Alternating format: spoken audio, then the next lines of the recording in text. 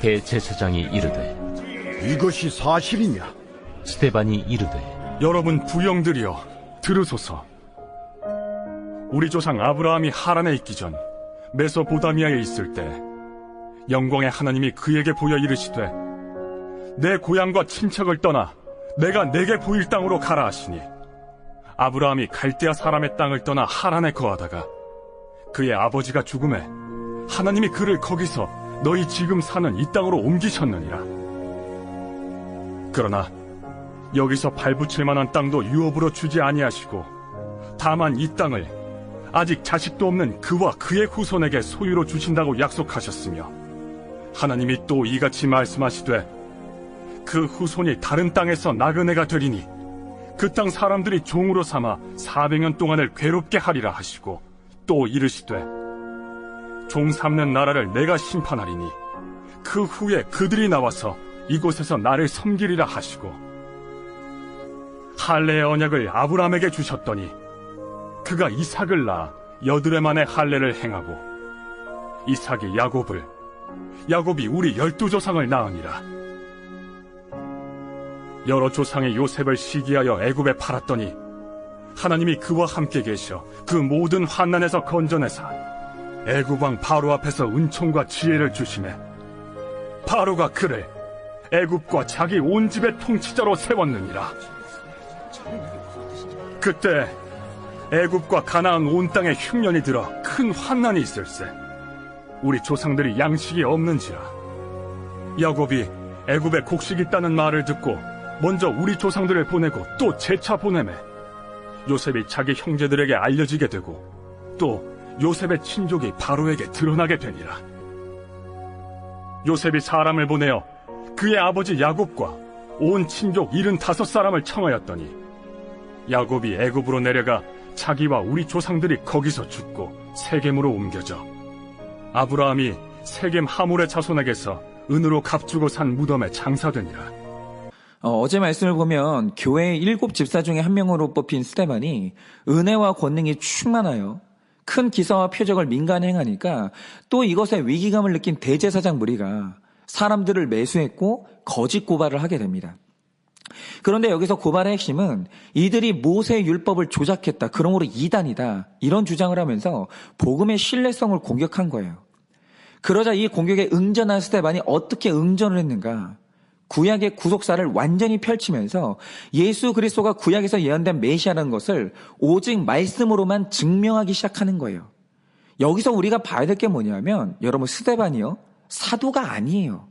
신학교 다닌 사람이 아닙니다. 이 사람은 초대 교회의 집사예요. 한마디로 평신도 사역자라는 거죠. 그런데 우리가 날마다 큐티하는 것의 이 비전이 뭐냐면, 평신도 사역자가 말씀이 충만하니까 이렇게 말씀 실력이 있었던 거예요. 그러니까 우리가 날마다 진지하게 큐티하면 누구든지 스데반처럼 우리의 구속사를 설명하는 말씀의 사람이 될 수 있다라는 거예요. 여러분, 큐티하면 반드시 실력이 올라갑니다. 그런데 오늘 여기서 이 본문은 그 유명한 이 스데반 설교의 첫 시작이거든요. 그래서 이 설교의 가장 처음 시작을 아브라함으로부터 시작하는데요. 우리가 여기서 눈여겨봐야 될 구원의 중요한 포인트가 하나 있습니다. 그게 뭐죠? 자, 어느 날 하나님께서 아브라함이라는 한 인간을 부르시는데 그가 처음으로 부름받은 그 자리가 어딥니까? 도덕적으로 의롭고 양심적으로 깨끗하게 살던 자리에서 부름받은 게 아니에요.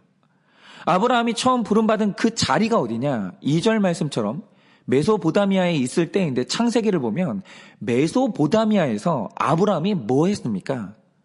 우상의 조각상을 만들어서 먹고 살던 사람이에요. 다시 말해, 단순히 우상을 숭배한 사람이 아니고요, 우상 숭배가 자기 생계 수단이었던 사람이에요. 죄인 중에 죄인입니다. 그래서 부름받던 그날도 아마 추정하기를 아브라함이 뭐하고 있었냐? 여전히 하나님을 대적하면서 우상의 형상을 조각하고 있었다라는 거예요. 그게 자기 생계거든요. 그런데 여전히 내가 죄의 자리에 있을 때 하나님이 그를 부르신 거예요. 그런데 여러분, 우리 모든 사람의 첫 시작이 다 이렇다는 겁니다.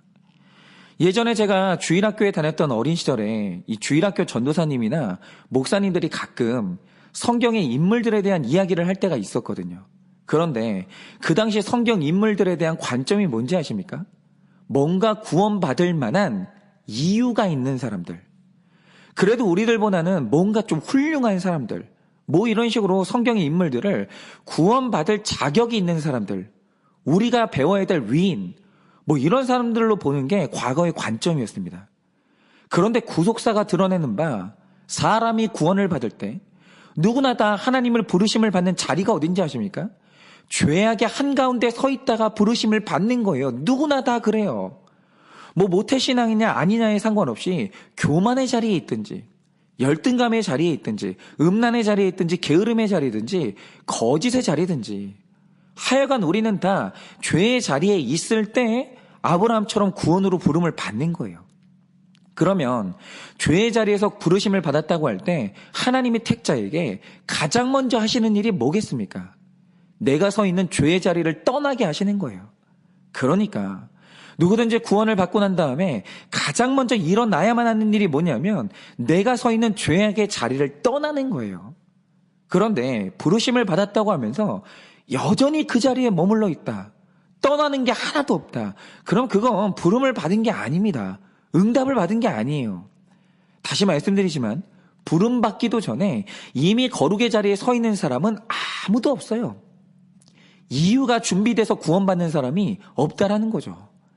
우리는 다 100% 죄인이기 때문에 죄의 자리에 서 있다가 부르심을 받는데 부르심을 받은 택자가 약속의 땅에 가려면 지금 내가 서 있는 메소포타미아에서 떠나야만 하는 거예요. 그래서 이 철로 역정이라는 소설을 보면 한 사람이 천국의 여정을 시작하는데 그 여정의 첫 시작이 뭔지 아십니까? 내가 머물렀던 죄의 고향에서 떠나는 거예요. 떠남으로부터 우리 구원은 시작되는 겁니다. 누구든지 구원의 첫 시작은 과거와의 결별이고 떠남이라는 거죠. 그런데 이 떠남이라는 주제에 있어서 오늘 본문에 굉장히 중요한 기록이 하나 나옵니다. 그게 뭔가? 자, 3절 말씀에 하나님께서 아브라함에게 이르시되 내 고향 친척을 떠나 내가 내게 보일 땅으로 가라 하시니 라고 하면서 떠날 것을 명하십니다. 그래서 4절을 보면 아브라함이 정말 갈대아 사람의 땅을 떠납니다. 그런데 이 성경의 미스테리가 뭐냐? 성공적으로 죄의 자리를 떠났어요. 그런데 그런 아브라함이 갑자기 중간 지점인 하란에 머물더니 구속사가 진전이 안 되는 거예요.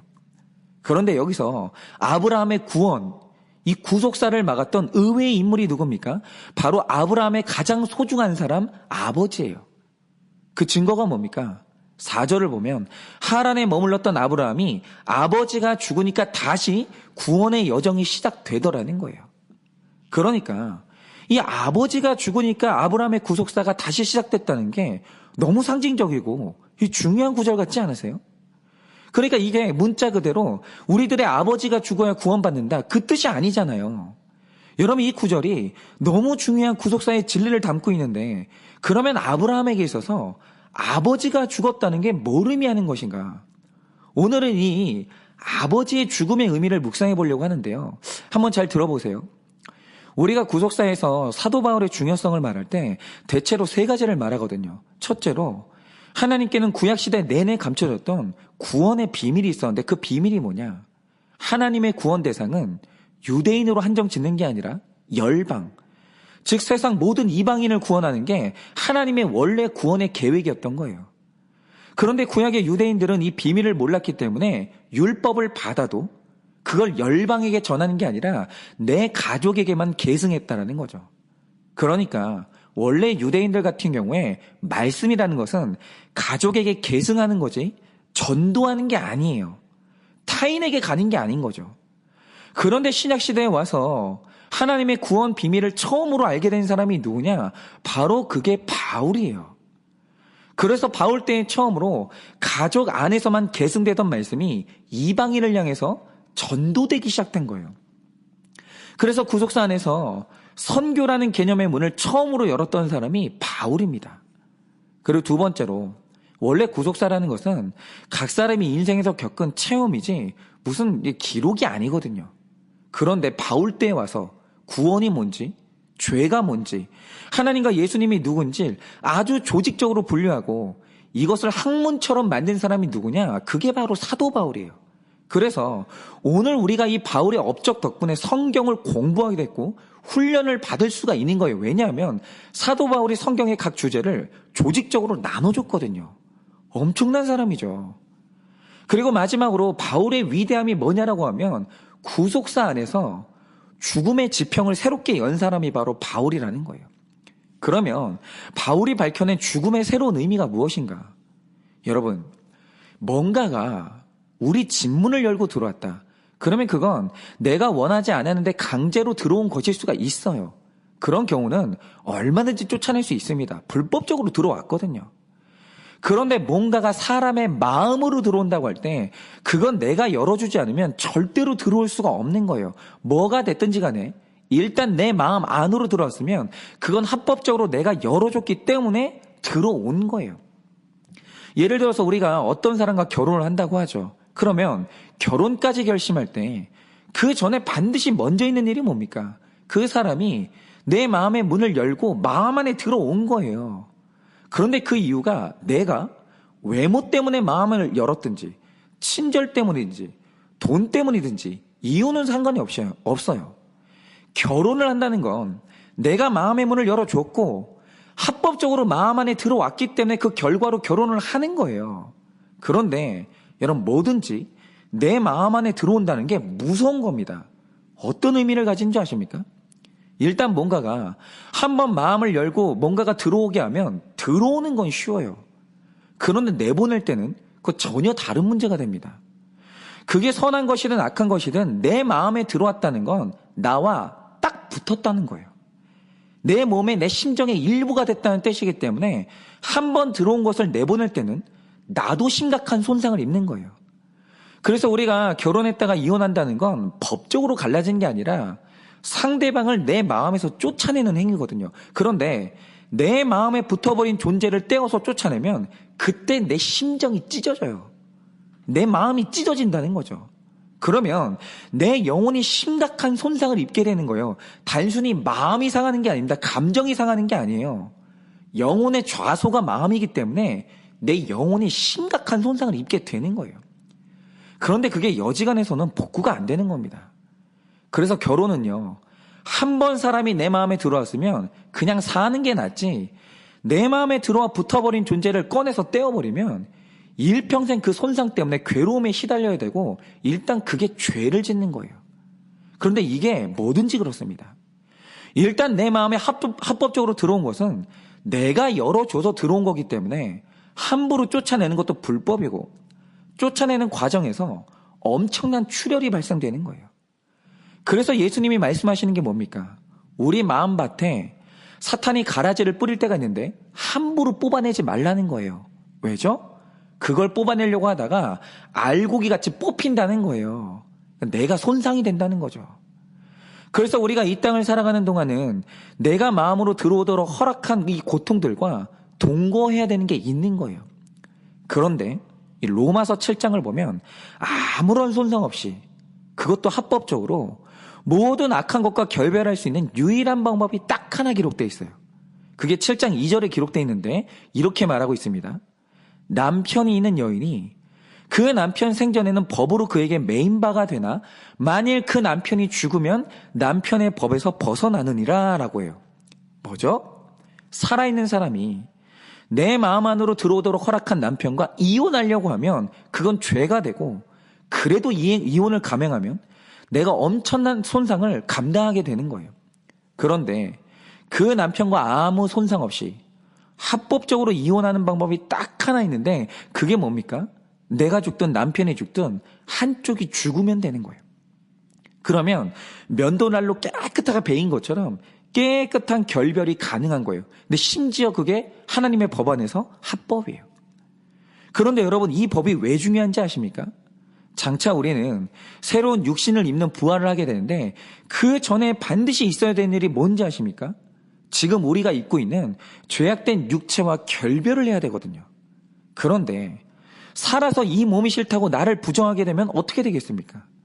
그 자체로 죄가 되거니와 내가 내 몸을 부정하고 어떻게 강제로 뭘 하려고 하면 내가 심각한 고통과 손상을 입게 되는 거예요. 그러니까 제가 이런 관점에서 저는 이 성형수술을 그렇게 좋게 보지 않는 게 성형수술이 내가 내 몸을 안 좋게 보는 거거든요. 내가 내 몸을 거절하는 거예요. 그래서 내가 나와 결별하려고 인위적인 방법을 쓰는 건데 그게 내 마음과 내 영혼에 손상을 입혀요. 완벽한 치유가 안 됩니다.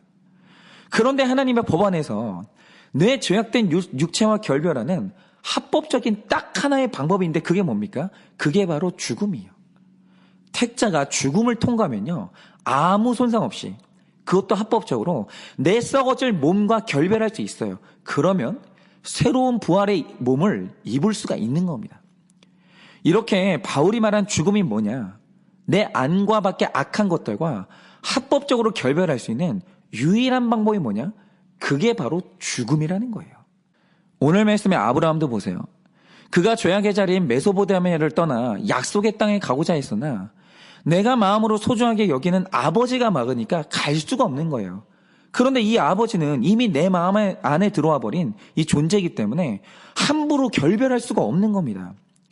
그리고 억지로 결별을 시도하면 아버지나 아브라함에게 상처가 되는 거예요. 함부로 안 됩니다. 그런데 4절을 보면 어떤 일이 일어납니까? 아버지가 죽음에 비로소 아브라함이 자유를 얻고 약속의 땅으로 옮겨진 거예요.